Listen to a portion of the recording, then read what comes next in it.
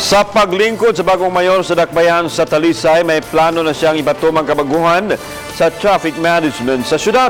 Usa ini ang paghimo sa mga sakop sa City of Talisay Traffic Operations Development Authority kung City Toda nga co-terminus inay mga job personnel, job order personnel. Subay niini gikalipay sa mga personnel ang mong pamahayag ni Mayor-elect Samsam Gulyas. Ang report ni Chona Carion.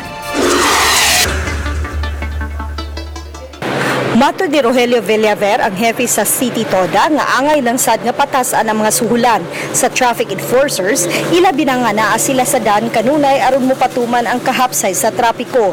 Sa pagkakaron, ang Talisay adunay usa ka gatos ka traffic enforcer, 50 ang destino sa buntag, samtang mahabilin sa pagkahapon silang tanan mga job order personnel. Samtang adunay 18 ka mga sakop ang Violation Bureau nga gisangunan sa pagpanakop og mga kolorom nga mga sakyanan ug sa ubang tahas. Sila ra usab ang muhulip sa mga absent ka traffic enforcer. Gihangop usab niya ang pagtudlo niya ni Mayor Gulyas og traffic SAR sa Dakbayan. Ang ato lang, i-training na diyos lang maayo. Sigig training, may tabo niya, disiplinahon, pinam, ibadlungon sa... Ano na mo kung i-evaluate human, o human na naghatag na tatanan nila, o di dyan patuo, no?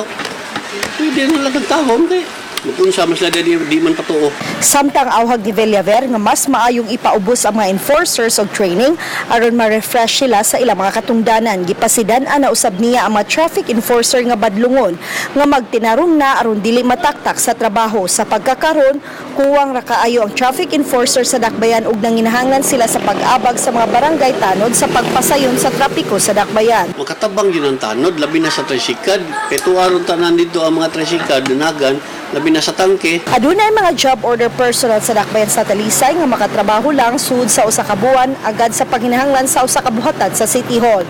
Sa mga benepisyo dili usab malakip mahatagan itali sa mga casual employees.